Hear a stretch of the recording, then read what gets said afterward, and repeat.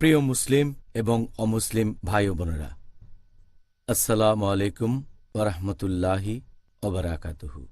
আল্লাহ সুবহানাহু ওয়া তাআলার দয়া, শান্তি ও রহমত আপনাদের সবার উপরে বর্ষিত হোক। আমাদের অনুষ্ঠানে স্বাগতম। Ramzan, a date with doctor Zakir. আমি আপনাদের হোস্ট ইউসুফ চেম্বার্স। আর আজকে আমাদের আলোচনার টপিক, যেসব কাজ করলে রোজা ভেঙে যায় আর রোজা অবস্থায় যেসব কাজ করা নিষিদ্ধ।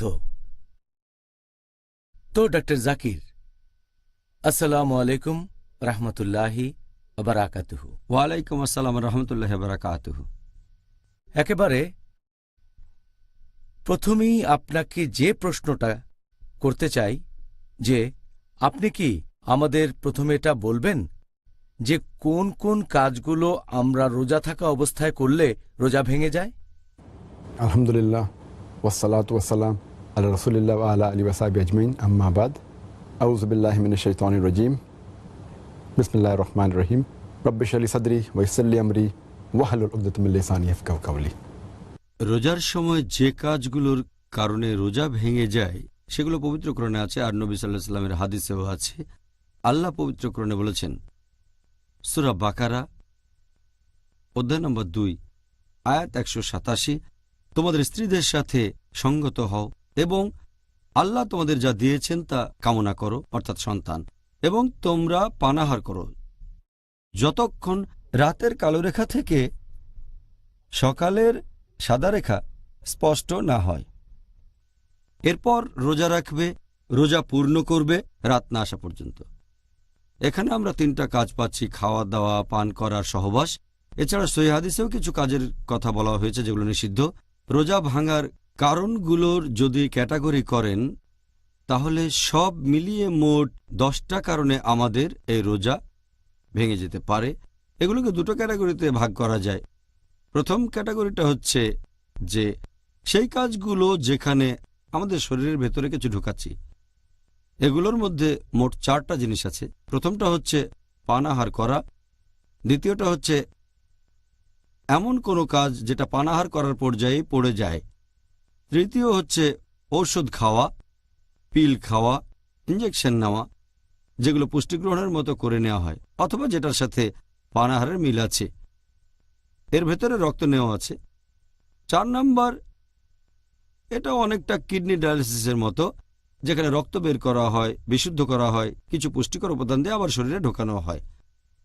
দ্বিতীয় ক্যাটাগরি, যেগুলো শরীর থেকে বের হয়ে যায়, এখানে মোট 6টা জিনিস আছে। 1 নম্বর হলো সহবাস করা, 2 নম্বর হস্তমৈথুন করা, 3 নম্বর হলো রজস্রাব, 4 নম্বর প্রসব পরবর্তী রক্তস্রাব, 5 নম্বর হচ্ছে ইচ্ছে করে বমি করা, আর 6 নম্বরটা হচ্ছে শরীর থেকে রক্ত বের করা, যেমন ইঞ্জেকশনের মাধ্যমে বা এই ধরনের কোনো কিছু।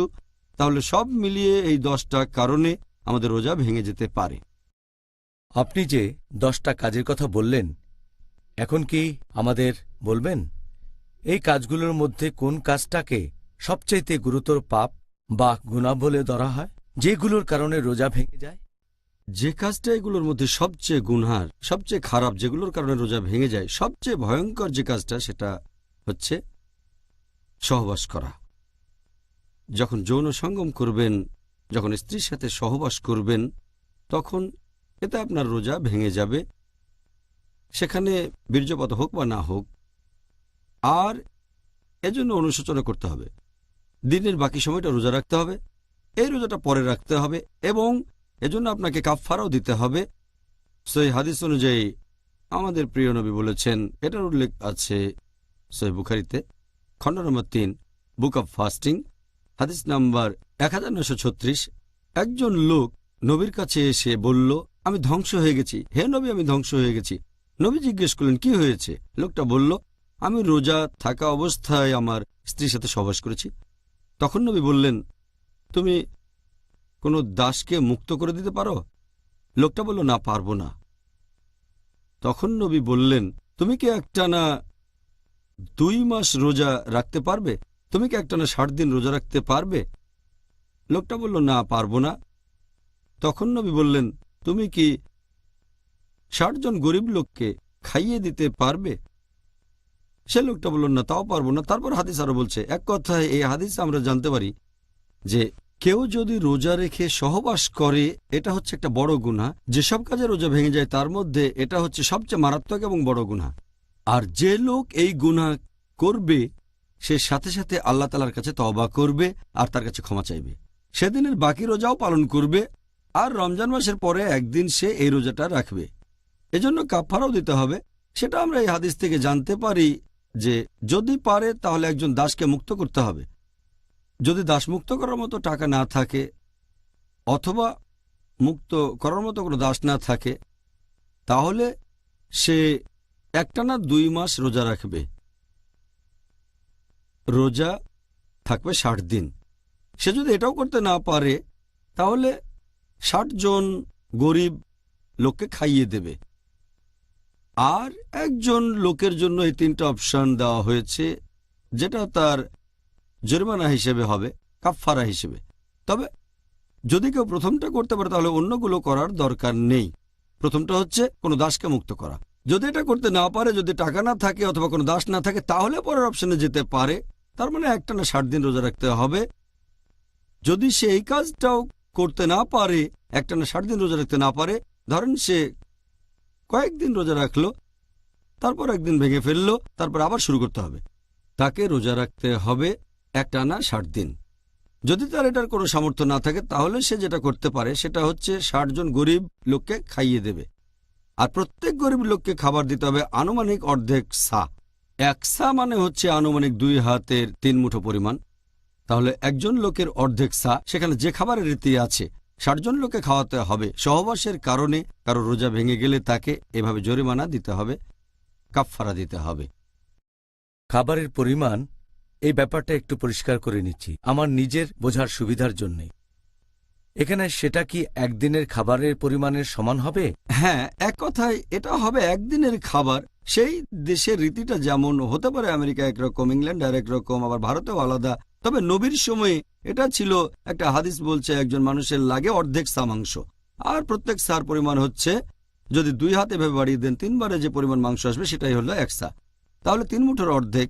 আরেকটা হাদিস বলছে যে 1 মুদ মাংস, অর্থাৎ হাত বাড়িয়ে দিলে 1 মুঠোয় যে পরিমাণ মাংস ধরবে, এটা করবেন গরিব কোনো লোককে খাইয়ে দিতে চান, তাকে তৃপ্ত করতে যদি চান।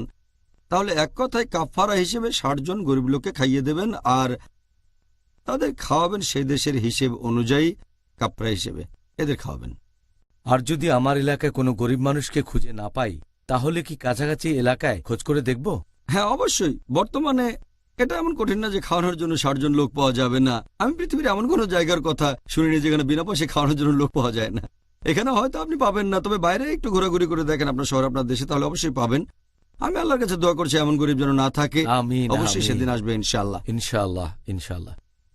ডাক্তার জাকির, এবারে কি বলবেন যে দ্বিতীয় সর্বোচ্চ গুরুতর পাপ কাজটা কি, যেটার কারণে রমজান মাসে রোজা ভেঙে যায়? রোজা ভাঙার ক্ষেত্রে দ্বিতীয় মারাত্মক যেটা রোজাকে বাতিল করে দেয় সেটা হস্তমৈথুন। এটা আমরা আমাদের নবীর একটা হাদিস থেকে জানতে পারি। এটার উল্লেখ আছে সহিহ বুখারীতে, খণ্ড নম্বর 3, বুক অব ফাস্টিং, হাদিস নম্বর 1894। আমাদের নবী বলেছেন যে আল্লাহ সুবহানাহু ওয়া তাআলা বলেছেন যে আদম সন্তানেরা যেসব কাজ করে সেগুলো নিজের জন্য, শুধু রোজা বাদে, রোজা আমার জন্য, আমি তাকে পুরস্কার দেব। এরপর আরো বলা হয়েছে যে যে লোক বিরত থাকে, সংযত থাকে খাওয়া থেকে, পানীয় থেকে আর তার আকাঙ্ক্ষা থেকে আমার খাতিরে, আল্লাহ বলেছেন যে বিরত থাকে পানাহার এবং নিজস্ব আকাঙ্ক্ষা থেকে আমার খাতিরে। এই আকাঙ্ক্ষা আপনারাও বুঝতে পারছেন, এর মধ্যে হস্তমৈথুনও আছে।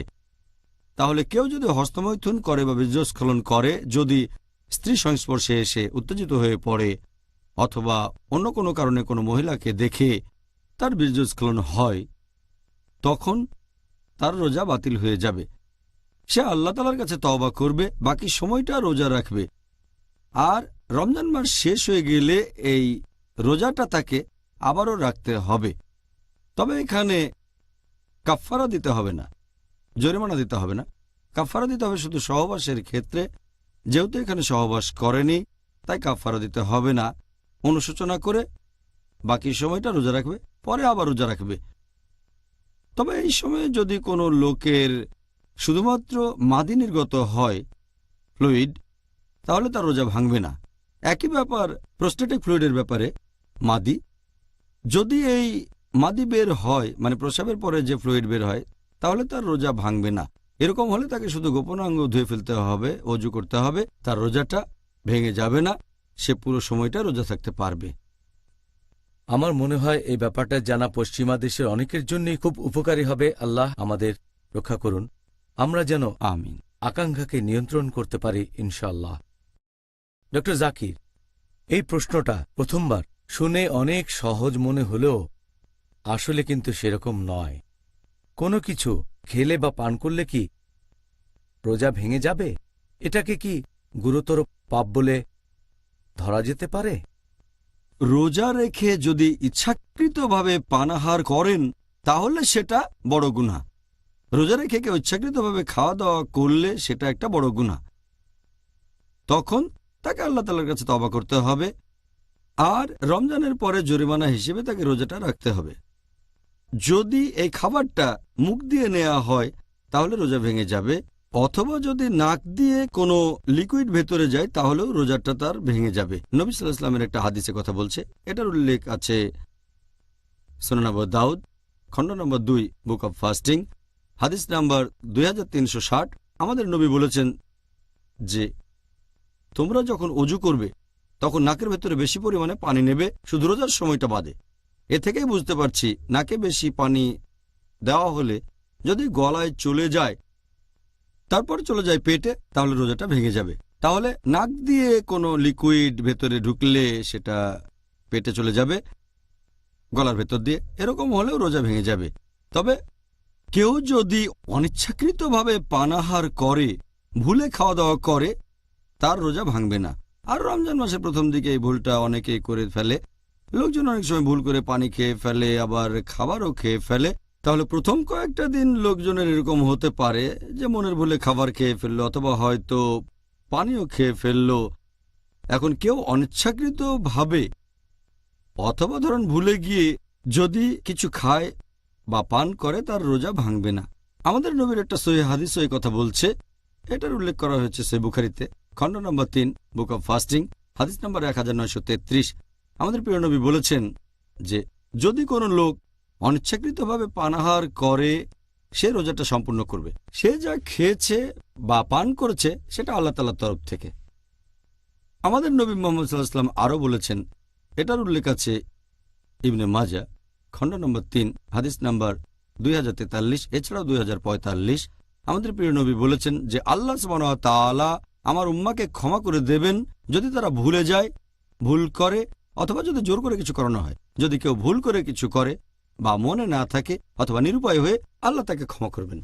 শুধু ইচ্ছাকৃতভাবে খাওয়া দাওয়া করলেই রোজা ভেঙে যাবে, আর সেটা বড় গুনাহ। আল্লাহ আমাদের অনেক দয়া করেছেন, আলহামদুলিল্লাহ। ডক্টর জাকির, রোজা অবস্থায় একজন লোকই রক্ত গ্রহণ করতে পারে অথবা কোনো ইনজেকশন নিতে পারে যেটাতে তার শরীর পুষ্টি গ্রহণ করবে? এটার কি অনুমতি আছে? শরীরে রক্ত নেয়ার কথা যদি বলেন, এই কাজটা পুষ্টিগ্রহণের ক্যাটাগরিতেই পড়বে। এখানে শরীরের ভেতরে রক্ত প্রবেশ করানো হয়, এজন্য এটাকে পুষ্টিগ্রহণের ক্যাটাগরিতে ধরা হয়। এটা তো অনেকটা খাবারের মতোই, কারণ খাবারটা প্রথমে পাকস্থলীতে যায়, তারপর রক্তে মিশে উপাদানগুলো রক্তের সাথে মিশে যায়। তাহলে শরীরে রক্ত প্রবেশ করাতে গেলে সেটাকে খাবার বা পানীয় গ্রহণ করার মতো বলে ধরে নেওয়া হয়, এতে রোজা ভেঙে যায়। একইভাবে যদি নাকের মাধ্যমে রাইস টিউব দিয়ে খাবার দেন, তাহলে রোজা ভেঙে যাবে। এভাবে কিছু খাওয়ানো হলে রোজা ভেঙে যাবে। অথবা যদি ইনজেকশন নেন, এটা অনেকটা পুষ্টি গ্রহণের মতো, এক্ষেত্রেও তার রোজা ভেঙে যাবে। এমনকি কিডনি ডায়ালিসিস, এ ব্যাপারে আগে বলেছি যে আপনি কিডনি থেকে রক্ত নিলেন, সেটা বিশুদ্ধ করে তাতে বিভিন্ন উপাদান মেশালেন, তারপর রক্ত শরীরে প্রবেশ করালেন, এমন হলেও রোজা ভেঙে যাবে। যে কোনো ধরনের ইনজেকশন, হোক ভেইনে অথবা হোক মাসলে অথবা অন্য কোথাও, পুষ্টি গ্রহণের কিছু না থাকলে ঠিক আছে, কিন্তু পুষ্টি গ্রহণের মতো কিছু থাকলে রোজা ভেঙে যাবে। যদি এটা শুধু চিকিৎসার জন্য হয়, পুষ্টি গ্রহণ না হয়, তাহলে তার রোজাটা ভাঙবে না, সে তখন রোজা রাখতে পারবে। আমি শিওর এই উত্তর দেওয়ার সময় আপনি শরীরের ডাক্তারি আর আত্মার ডাক্তারি এই দুই অভিজ্ঞতাকেই ভালোভাবে কাজে লাগিয়েছেন। আমরাও জানতে পারলাম।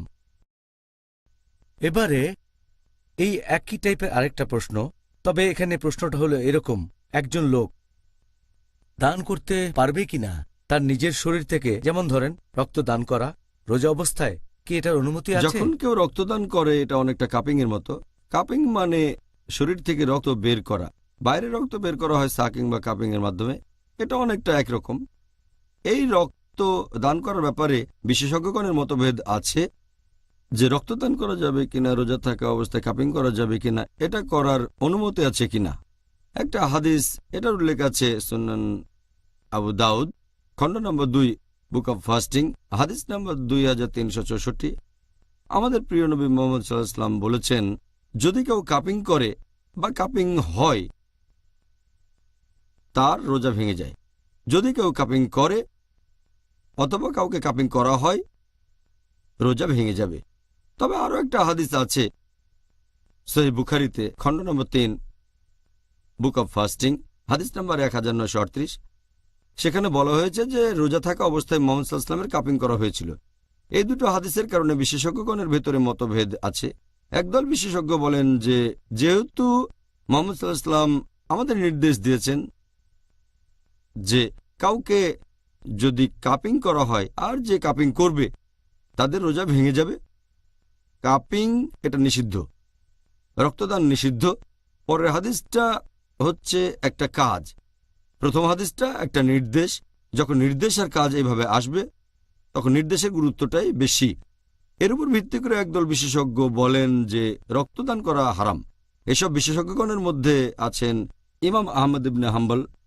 এরপর শেখ বিন বাজ বলেন কাপিং এবং রক্তদান হারাম। বিখ্যাত বিশেষজ্ঞ শেখ উতাইমি বলেন যে এটা হারাম। শেখ সালে ফৌজান এবং শেখ জিবরিন এই বিশেষজ্ঞগণ বলেছেন কাপিং হারাম।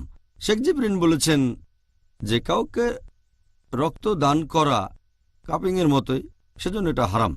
কিন্তু যদি কারো জীবন বাঁচাতে রক্ত দান করেন এর অনুমতি আছে, তারপরও রোজা ভেঙে যাবে আর এই রোজা তাকে পরে রাখতে হবে। আরও একদল বিশেষজ্ঞ আছেন যেমন শেখ নাসিরুদ্দিন আলবানী। তিনি বলেছেন যে আবু দাউদের এই প্রথম হাদিসটা রদ করা হয়েছে সহিহ বুখারীর হাদিসটার মাধ্যমে। সেজন্য কাপিংয়ের অনুমতি আছে, রক্তদানের অনুমতি আছে। এই বিশেষজ্ঞগণের মতে রোজা থাকা অবস্থায় রক্তদান বা কাপিংয়ের অনুমতি আছে, এতেও রোজা ভাঙবে না, বলছেন শেখ নাসিরুদ্দিন আলবানী। এরপর আছেন একজন সাহাবী আনাস ইবনে মালিক রাদিয়াল্লাহু আনহু, তারপর হযরত আয়েশা রাদিয়াল্লাহু আনহা, তারপর আছেন ইমাম মালিক, তারপর ইমাম শাফি। তাহলে এই দলেও অনেক বিশেষজ্ঞ আছেন যারা বলেন যে রক্তদান করলে রোজা ভেঙে যায় না। এছাড়াও আবার অনেক বিশেষজ্ঞ বলেন এটা মাকরু। আবার অনেক বিশেষজ্ঞ বলেন যেহেতু আমাদের মধ্যে অনেক মতভেদ, তাই রোজা অবস্থায় রক্ত না দেয় ভালো, দিতে চাইলে সূর্য ডুবার পরে। এভাবে রক্তদানের ব্যাপারে বিশেষজ্ঞগণের অনেক মতভেদ আছে। কিন্তু অন্য জিনিসগুলোর কথা যদি বলেন, যেমন ধরেন যদি সামান্য রক্ত বের হয়ে যায় শরীরে কোথাও কেটে গেলে, তাহলে রোজা ভাঙবে না, এ ব্যাপারে মতভেদ নেই। অথবা যদি টেস্ট করার জন্য সামান্য রক্ত দেন, শরীর থেকে যদি কয়েক মিলিলিটার রক্ত দেন টেস্টের জন্য, তাহলে রোজা ভাঙবে না। অথবা কোথাও কেটে গিয়ে সামান্য রক্ত বের হলে রোজা ভাঙবে না। অথবা যদি নাক দিয়ে রক্ত পড়ে, এরকম হলেও তার রোজা ভেঙে যাবে না। অথবা ধরেন ছোটখাটো অপারেশন যেখানে খুব সামান্য রক্তপাত হয়, তাহলে রোজা ভাঙবে না। যদি অনেক বেশি রক্তপাত হয়, ব্লাড সার্জারিতে যেটা অনেকখানি রক্তদানের মতো ব্যাপারে, এমন হলে রোজা ভেঙে যাবে। তাহলে যদি এই ধরনের কিছু হয়, যেমন টেস্টের জন্য রক্ত দিলেন, নাক দিয়ে রক্ত পড়ল বা সামান্য ক্ষত, এক্ষেত্রে সবাই একমত, সব বিশেষজ্ঞ বলেন এতে রোজা ভাঙবে না। এরকম কয়েকটা বিষয় নিয়ে রমজান মাসে মুসলিমদের মধ্যে প্রায়ই আলোচনা হয়। আজকে আমরা এরকম বেশ কয়েকটা প্রশ্নের উত্তর দিলাম। আশা করি দর্শকরা সবাই উপকৃত হবেন। এখন ধরেন একজন লোক বমি করল ইচ্ছাকৃতভাবে বা অনিচ্ছাকৃতভাবে, এখানে নিয়মটা কি একই রকম? বমি করলে রোজা ভাঙবে নাকি ভাঙবে না? যদি বমির কথা বলেন, আমাদের প্রিয় নবী মুহাম্মদ সাল্লাল্লাহু আলাইহি ওয়াসাল্লাম বলেছেন, এটা একটা সহিহ হাদিস, এর উল্লেখ আছে তিরমিজিতে বুক অব ফাস্টিং হাদিস নাম্বার 720 আমাদের নবী বলেছেন যে যদি কেউ অনিচ্ছাকৃতভাবে বমি করে তাহলে তার রোজা ভেঙে যাবে না, কিন্তু যদি কেউ ইচ্ছাকৃতভাবে বমি করে, ইচ্ছা করে বমি করে, তাহলে তার রোজা ভেঙে যাবে। এ হাদিস আরও এক জায়গায় আছে সুনান আবু দাউদ খণ্ড নম্বর 2 বুক অব ফাস্টিং হাদিস নাম্বার 2374 আমাদের প্রিয় নবী বলেছেন যদি কেউ হঠাৎ করে বমি করে, মানে অনিচ্ছাকৃতভাবে হঠাৎ করে, তাকে সেজন্য জরিমানা দিতে হবে না। তার মানে রোজা ভাঙবে না, তারপরে তাকে রোজা রাখতে হবে না। কেউ যদি বমি করে ইচ্ছাকৃতভাবে, তাকে জরিমানা দিতে হবে, তার মানে এই রোজা তাকে পরে রাখতে হবে। তাহলে যদি কেউ বমি করে অনিচ্ছাকৃতভাবে, তখন তার রোজা ভেঙে যাবে না, সে রোজা থাকতে পারবে। তবে কেউ যদি বমি করে ইচ্ছা করে, যদি গলার ভেতরে আঙ্গুল দিয়ে বমি করে, অথবা পেটে চাপ দিয়ে বমি করে, অথবা এমন কিছুর ঘ্রাণ নেয় যেটাতে দুর্গন্ধ আছে, এভাবে ঘ্রাণ নিতে নিতে বমি করে, অথবা এমন কিছু দেখে যেটা খুবই অপ্রীতিকর আর সেটা দেখতে দেখতে বমি করে ফেলে, এই সবগুলোই হচ্ছে ইচ্ছাকৃতভাবে বমি করা। ইচ্ছে করে বমি করলে পরে আপনাকে সে রোজা রাখতে হবে। আবার যদি অনিচ্ছাকৃতভাবে আপনার বমি বের হয়ে আসে আর সেটা ভেতরে ঢুকিয়ে ফেলেন, তাহলে রোজা ভেঙে যাবে। যদি বমি আসতে থাকে অনিচ্ছাকৃতভাবে, তাহলে সেটা বের করে দেন, চেপে রাখবেন না, এমন হলে রোজা ভাঙবে না। কিন্তু যদি বের হওয়ার পর আবার ভেতরে ঢুকিয়ে ফেলেন, তাহলে আপনার রোজা ভেঙে যাবে। হ্যাঁ, রোজা ভেঙে যাবে যদি আপনি বমিটা গিলে ফেলেন। অনিচ্ছাকৃতভাবে বমি আসলে সেটা বের করে দেন, আপনার রোজা ভাঙবে না। আচ্ছা, সুন্দর, আপনাকে অনেক ধন্যবাদ। আমি নিশ্চিত অনেকের সন্দেহ দূর হয়েছে। ডক্টর জাকির, এবারে মনে করেন এমন একজন মহিলা যার রক্তস্রাব চলছে, অর্থাৎ পিরিয়ড। এই সময়টাতে মহিলাদেরকে নামাজ আদায় করা থেকে অব্যাহতি দেয়া হয়েছে, আর এই নামাজগুলো তাকে পরে আদায় করতে হবে না। সেটা আমরা এই অনুষ্ঠানের গত পর্বে জানতে পেরেছি। এখন রোজা রাখার ক্ষেত্রে যে নিয়মটা কি, সেটা কি একই রকম? যদি রোজা রাখার কথা বলতে হয়, সে সময় যদি কোনো মহিলার রজস্রাব শুরু হয়, হাদিস অনুযায়ী এটার উল্লেখ আছে সহিহ বুখারীতে খণ্ড নম্বর 3 বুক অব ফাস্টিং হাদিস নম্বর 1951। হযরত আয়েশা রাদিয়াল্লাহু আনহা, নবী মুহাম্মদ সাল্লাল্লাহু আলাইহি ওয়াসাল্লামের স্ত্রী, তিনি বলেছেন, তাকে প্রশ্ন করা হয়েছিল যে রজস্রাব হলে তাকে কি পরে এই রোজাগুলো রাখতে হবে। এ ব্যাপারে তিনি বলেছেন যে কোনো মহিলা যদি রোজা রাখে আর তখন যদি তার রজস্রাব শুরু হয়ে যায় রমজান মাসে, যদি সে তখন রোজা থাকে আর রজস্রাব শুরু হয়ে যায়, এক্ষেত্রে নবী বলেছেন যে রোজাটা পরে রাখতে হবে। তবে নামাজের ক্ষেত্রে তিনি এই কথা বলেননি। তাহলে নবী সাল্লাল্লাহু আলাইহি ওয়াসাল্লামের এই হাদিস অনুযায়ী, যেটার বর্ণনা দিয়েছেন তার স্ত্রী হযরত আয়েশা রাদিয়াল্লাহু আনহা, এখানে নামাজ পরবর্তীতে আদায়ের কথা বলা হয়নি, তবে রোজা পরবর্তীতে রাখার কথা বলা হয়েছে। যদি কোনো মহিলার রজস্রাব হয় অথবা প্রসব পরবর্তী রক্তপাত, তখন সে রোজা রাখতে পারবে না, রোজাটা ভেঙে যাবে। যদি এটা শুরু হয় দিনের মাঝামাঝি, রোজা ভেঙে ফেলতে হবে। এছাড়াও যদি রজস্রাব শুরু হয় সূর্যাস্তের সামান্য একটু আগে, সেক্ষেত্রেও ভেঙে ফেলতে হবে, রোজা রাখা যাবে না। তবে যদি রজস্রাব বন্ধ হয়ে যায় ফজরের ঠিক আগে, তাহলে সে রোজা রাখতে পারবে। কিন্তু যদি তার রজস্রাব বন্ধ হয় ফজরের নামাজের কিছুক্ষণ পরে, তাহলে রোজা রাখবে না। আর রমজান মাসের পরে কোনো এক সময় তাকে এই রোজাগুলো রাখতে হবে। মহিলাদের রজস্রাব বা প্রসব পরবর্তী রক্তস্রাব হলে রোজা ভেঙে যায়। এটার কারণ হচ্ছে সে সময় শরীর থেকে অনেক রক্ত বেরিয়ে যায়, আর আল্লাহ সুবহানাহু ওয়া তাআলা কারো উপরেই বেশি বোঝা চাপাতে চান না।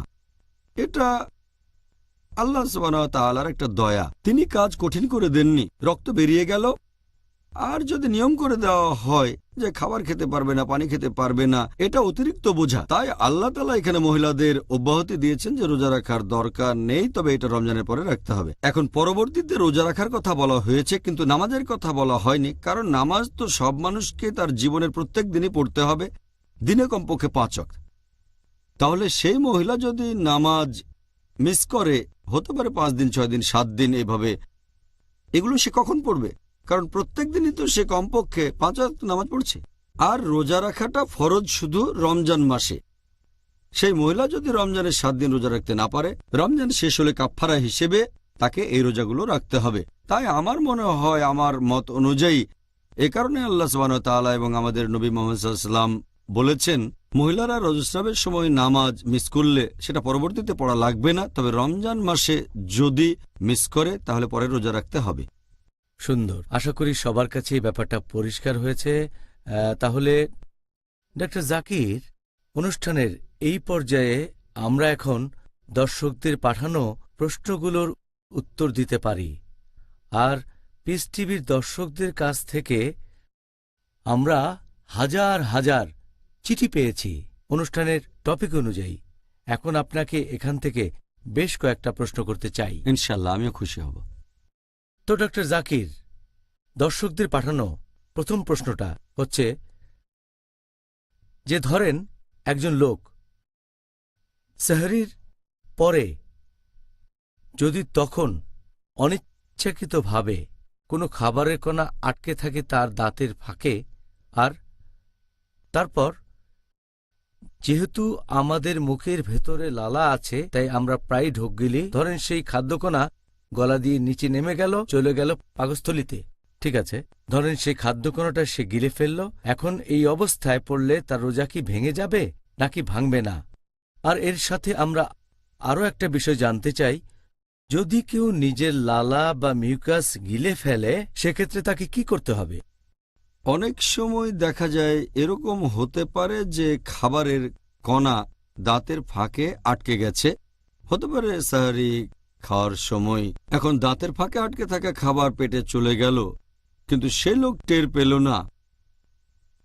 আর যদি না বুঝে খাবারটা গিলে ফেলে তার রোজা ভাঙবে না। তবে যদি খাবারের কণাটা বড় হয়, ওই ব্যক্তি টের পেয়ে গেলে বের করে ফেলে দিতে হবে। আর অনিচ্ছাকৃতভাবে যদি সেই খাবারের কণা তার পেটের ভেতরে চলে যায় তাহলে আল্লাহ ক্ষমা করে দেবেন, রোজা বাতিল হয়ে যাবে না। কিন্তু যদি টের পান আর ইচ্ছাকৃতভাবে গিলে ফেলেন তাহলে রোজা ভেঙে যাবে। অনিচ্ছাকৃতভাবে হলে রোজা ভাঙবে না। যদি আপনি টের পান যে দাঁতের ফাঁকে খাবারের কণা আটকে আছে, বের করে ফেলে দেবেন। আর এছাড়াও যদি কারো দাঁত থেকে রক্ত বের হয়, হয়তো মেসওয়াকের পরে অথবা রোজা থেকে ব্রাশ করার সময়, সেই রক্ত ফেলে দিতে হবে।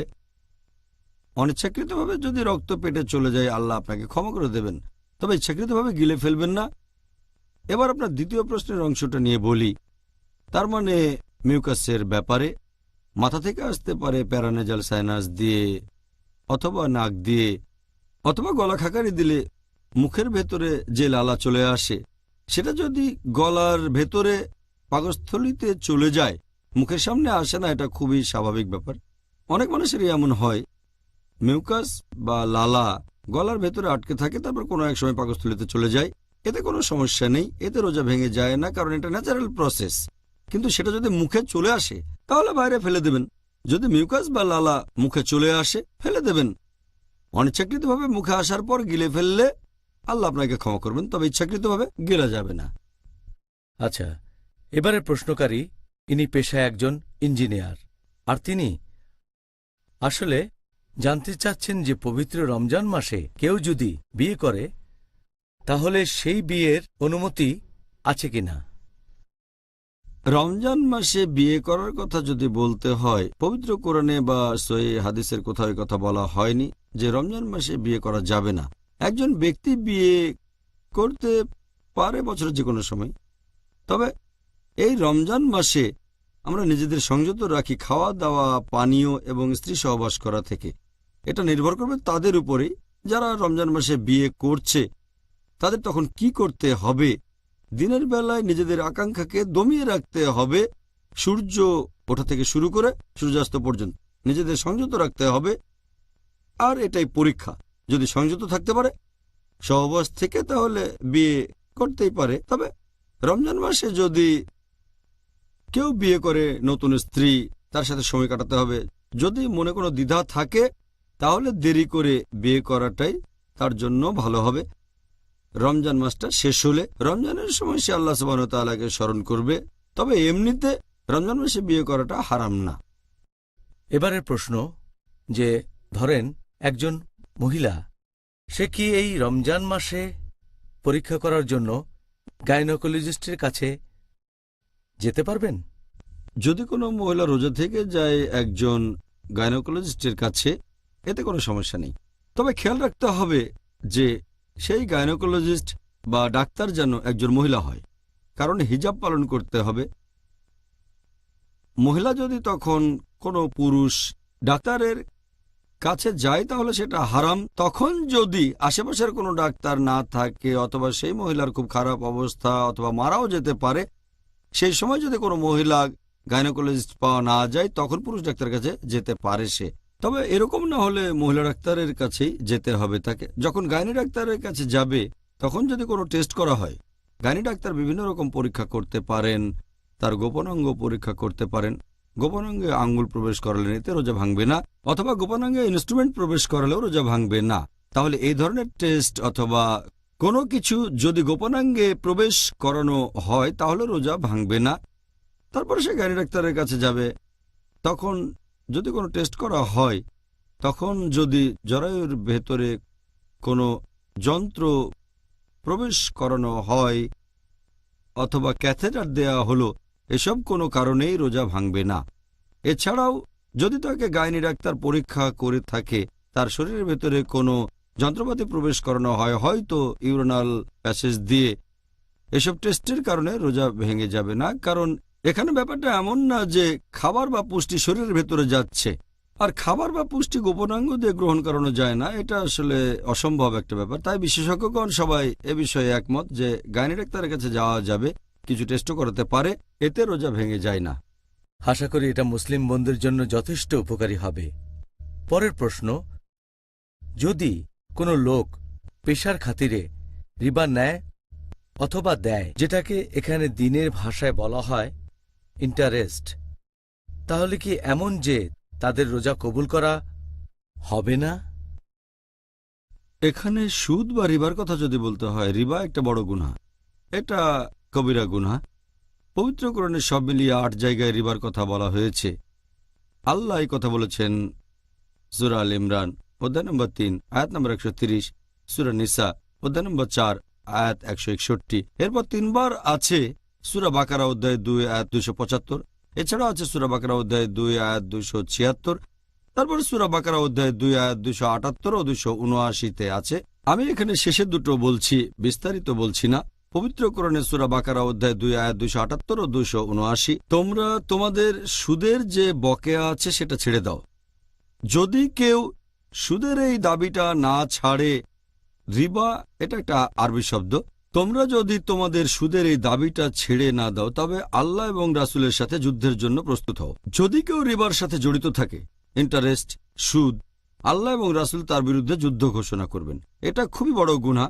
মদ খাওয়ার চেয়েও এটা বড় গুনাহ। এটা মাদকদ্রব্য সেবনের চেয়েও একটা বড় গুনাহ। কারণ যদি মদ খান, মাদকদ্রব্য নেন, শুকরের মাংস খান, এগুলো বড় গুনাহ, কিন্তু এজন্য আল্লাহ এবং রাসূল যুদ্ধ ঘোষণা করবেন না। যদি রিবার মধ্যে জড়িয়ে পড়েন, সুদ নেন বা সুদ দেন, সুদ দেয়া বা সুদ নেয়া, এ দুটোই বড় গুনাহ। যদি কেউ রিবায় জড়িত থাকে, এমনিতে এতে তার রোজা ভেঙে যাবে না। কারণ রোজা ভাঙা যে কারণগুলোর কথা বলেছি সব মিলিয়ে 10টার কথা, এর মধ্যে রিবা নেই। তবে বড় গুনাহ এটা। রিবা থেকে নিজেদের বিরত রাখবো, বিশেষ করে রমজান মাসে, কারণ এটা হলো ক্ষমার মাস, আশীর্বাদের মাস। এতে করে আপনার পুরস্কার শুধু কমে যাবে। তবে রিবার কারণে আপনার রোজা ভেঙে যাবে না, রোজা বাতিল হয়ে যাবে না, কিন্তু তার পুরস্কার কমে যাবে। আমাদের নবী মুহাম্মদ সাল্লাল্লাহু আলাইহি ওয়াসাল্লাম বলেছেন, এটা আছে সহিহ বুখারীতে খণ্ড নম্বর 3 বুক অব ফাস্টিং হাদিস নম্বর 1903। আমাদের প্রিয় নবী বলেছেন, কেউ যদি মিথ্যে কাজ আর মিথ্যে কথা থেকে বিরত না থাকে তাহলে তার পানাহার থেকে বিরত থাকাতে আল্লাহর কোনো প্রয়োজন নেই। যদি কোনো মানুষ বিরত না থাকে খারাপ কাজ থেকে, গুনার কাজ থেকে, হারাম কাজ থেকে, তার পানাহার থেকে বিরত থাকায় আল্লাহর কোনো প্রয়োজন নেই। রিবার সাথে জড়িত থাকলে তার রোজা থাকার পুরস্কার কমে যাবে, হয়তোবা সে কোনো পুরস্কার নাও পেতে পারে। সুবহানাল্লাহ, ব্যাপারটা বেশ সিরিয়াস, তাই না? আর আমরা জানি যে দুর্ভাগ্যজনকভাবে অনেক মানুষ মনে করে যে এই ইন্টারেস্ট বা রিবা তাদের একটা অর্থনৈতিক নিরাপত্তা দিচ্ছে। দোয়া করি আল্লাহ যেন আমাদের রক্ষা করেন। ডক্টর জাকির, রোজার সময় যে কাজগুলো করতে অনুৎসাহিত করা হয়েছে সেগুলো এখনো আলোচনা করিনি। আপনি কি এখানে অন্যান্য কাজগুলির কথা বলবেন যেগুলোকে রমজান মাসে অনুৎসাহিত করা হয়েছে? রমজান মাসে অন্যান্য যে কাজগুলোকে অনুৎসাহিত করা হয়েছে সেগুলো হচ্ছে, অনেক মানুষ সারাদিন ধরে ঘুমায় কারণ সারা রাত জেগেছিল, শুধু নামাজ পড়ার সময়টায় ওঠে আবার ঘুমায়। রাতকে দিন আর দিনকে রাত বানিয়ে ফেলে। রোজা রাখার উদ্দেশ্য তো সেটা না। 2 নাম্বার, অনেক মানুষ অলস বসে থাকে, দিনের বেলায় কাজ করতে চায় না। 3 নাম্বার, রোজা রেখে অনেক লোকজন দিনের বেলায় সময় কাটাতে চায় খেলাধুলা করে, বিনোদনের মধ্যে। এই সময়টাতে এমন সব কাজ করবেন যেগুলো আমাদের নবীর সুন্নত। 4 নাম্বার, অনেকেই ইফতার পার্টি দেয় মানুষকে দেখানোর জন্য, আল্লাহ সুবহানাহু ওয়া তাআলার সন্তুষ্টির জন্য না। 5 নাম্বার, অনেকের বাসায় মহিলাদের বিভিন্ন রকম খাবার দাবার রান্না করতে বলে থাকে তারা, সাহরি আর ইফতারের জন্য। এতে করে রমজানের সময়টায় বাসার মহিলারা তাদের বেশিরভাগ সময় কাটায় রান্নাঘরে বসে।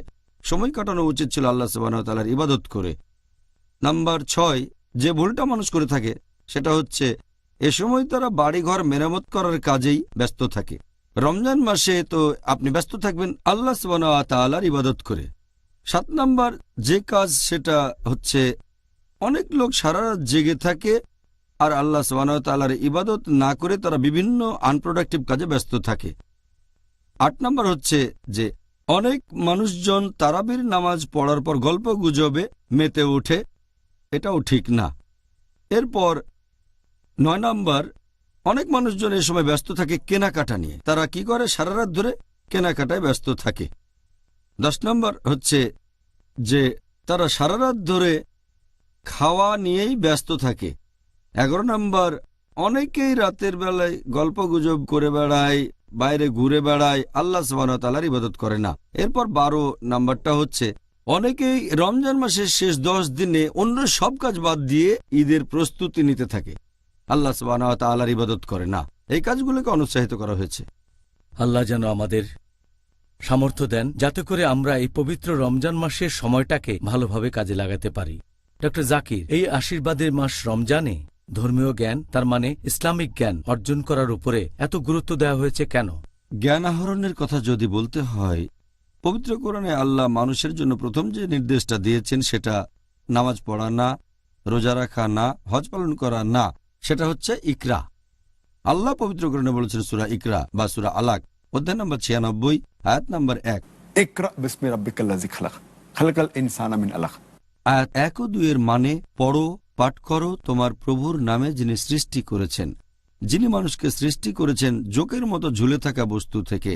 তাহলে পবিত্র কোরআনে মানুষ জাতিকে সবার প্রথমে যে নির্দেশটা দেওয়া হয়েছে সেটা হচ্ছে পড়ো। এখানে শুধু পড়ার কথাই বলা হয়নি, বলা হয়েছে যে পড়ো তোমার প্রতিপালকের নামে। তার মানে পড়া গুরুত্বপূর্ণ, জ্ঞান আহরণ করা গুরুত্বপূর্ণ, তবে আল্লাহ সুবহানাহু ওয়া তাআলার জ্ঞান অর্জন করা, দিন সম্পর্কে জানা, সেটাও সবচেয়ে গুরুত্বপূর্ণ। আর আল্লাহ পবিত্র কোরআনে বলেছেন সূরা মুজাদ্দিলা, অধ্যায় নম্বর 58, আয়াত নম্বর 11, বলা হয়েছে আল্লাহ সুবহানাহু ওয়া তাআলা সেই সব মানুষকে মর্যাদায় উন্নীত করবেন যারা ঈমান এনেছে এবং জ্ঞান আহরণ করেছে। পবিত্র কোরআনে সূরা বাকারা, অধ্যায় নম্বর 2, আয়াত নম্বর 269, যে আল্লাহ সুবহানাহু ওয়া তাআলা যাকে ইচ্ছা হিকমত প্রদান করেন এবং যাকে হিকমত প্রদান করে থাকেন তাকে অনেক কল্যাণও তিনি দান করে থাকেন, এবং শুধু বোধসম্পন্নরাই শিক্ষা গ্রহণ করে। আমাদের প্রিয় নবী মুহাম্মদ সাল্লাল্লাহু আলাইহি ওয়াসাল্লাম তিনিও বলেছেন, উল্লেখ আছে সহিহ বুখারীতে, খণ্ড নম্বর 1, হাদিস নম্বর 71, আমাদের নবী বলেছেন যে আল্লাহ সুবহানাহু ওয়া তাআলা যাদেরকে অনুগ্রহ করতে চান তাদেরকে তিনি ধর্মীয় জ্ঞানে এগিয়ে দেন, মানে তাদেরকে ধর্মীয় জ্ঞান দান করেন। তাহলে আল্লাহ যাদের সাহায্য করতে চান তাদেরকে তিনি ধর্ম সম্পর্কে জ্ঞান দান করে থাকেন। আমাদের নবী মুহাম্মদ সাল্লাল্লাহু আলাইহি ওয়াসাল্লাম বলেছেন, এটা আছে সহিহ মুসলিমে, খণ্ড নম্বর 3, হাদিস নাম্বার 4005, আমাদের প্রিয় নবী বলেছেন যে যখন কোনো মানুষ মারা যায়, সে মারা গেলে তার সব কাজ শেষ হয়ে যায় শুধু 3টা কাজ বাদে। কেউ মারা গেলে তার সব ভালো কাজই শেষ হয়ে যায় শুধু 3টা কাজ বাদে। যে মানুষ অন্য মানুষকে কিছু দান করেছে, যে মানুষ জ্ঞান দান করেছে অন্য মানুষকে, আর যে মানুষের ধার্মিক সন্তানেরা আল্লাহর কাছে তার জন্য দোয়া করে।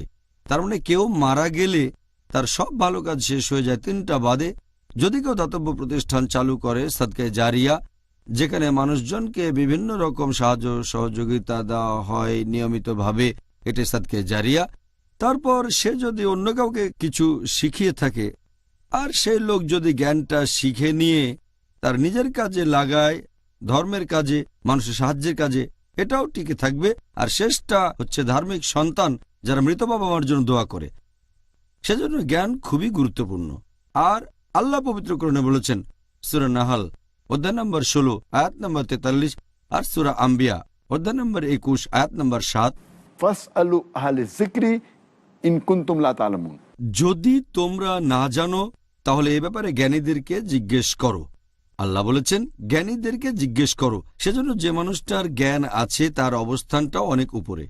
সেই মানুষের পরীক্ষায় পাশ করার সম্ভাবনা বেশি যে আখিরাতে ভালো ফলাফল করে থাকে। আর এজন্যই আল্লাহ তাআলা জ্ঞান অর্জনকে সবচেয়ে বেশি গুরুত্ব দিয়েছেন, বিশেষ করে রমজান মাসে। এই মাসে আমরা জ্ঞান অর্জন করব, বেশি করে জ্ঞান আহরণ করব আর সেটা অন্যদের মাঝে ছড়িয়ে দেব। আজকের অনুষ্ঠানের শেষ প্রশ্ন, সেটা হচ্ছে মিউজিক নিয়ে। অনেক মুসলিমই মনে করে যে ইসলামে মিউজিকের অনুমতি আছে। এখন আপনি কি বলবেন যে নবী মুহাম্মদ সাল্লাল্লাহু আলাইহি সাল্লাম কি মিউজিকের বিরুদ্ধে কিছু বলেছেন? মিউজিকের কথা যদি বলতে হয়, এ ব্যাপারে বিশেষজ্ঞদের মতভেদ আছে যে মিউজিক অথবা গানের অনুমতি আছে কিনা। আর পবিত্র কোরআনে কোনো আয়াত সরাসরি মিউজিককে নিষেধ করেনি, তবে কিছু নির্দেশ আছে। আল্লাহ পবিত্র কোরআনে বলেছেন সূরা লুকমান অধ্যায় নম্বর 31 আয়াত নম্বর 6 বলা হয়েছে যে মানুষদের মধ্যে কেউ কেউ অজ্ঞতাবশত আল্লাহর পথ থেকে বিচ্যুত করার জন্য অসার বাক্য ক্রয় করে আর এভাবে মানুষকে দূরে নিয়ে যায় আল্লাহ সুবহানাহু ওয়া তাআলার পথ থেকে। তারা আল্লাহ প্রদর্শিত পথ নিয়ে ঠাট্টা বিদ্রূপ করে। এদের জন্য রয়েছে খুবই অবমাননাকর শাস্তি। পবিত্র কোরআনের তাফসীর পড়লে আপনারা দেখতে পাবেন এই যে অসার বাক্য, জ্ঞান বহির্ভূত অর্থ ছাড়া, এটা বোঝাচ্ছে অনইসলামিক গান আর বিভিন্ন বাদ্যযন্ত্রের কথা। তাফসীর পড়লে এটা পাবেন। আর নবী মিউজিককে নিষেধ করেছেন এরকম অনেক সহিহ হাদিস আছে। যদি আমাদের নবী মুহাম্মদ সাল্লাল্লাহু আলাইহি ওয়াসাল্লামের হাদিসগুলো পড়ে দেখেন তাহলে এই ব্যাপারে কোনো রকম সন্দেহই থাকবে না। আমাদের নবী মুহাম্মদ সাল্লাল্লাহু আলাইহি ওয়াসাল্লাম বলেছেন, এটার উল্লেখ আছে সহিহ বুখারীতে খণ্ড নম্বর 7 হাদিস নাম্বার 5590। আমাদের নবী বলেছেন যে আমার উম্মতদের মধ্যে এমন অনেকেই থাকবে যারা জেনায় লিপ্ত থাকবে।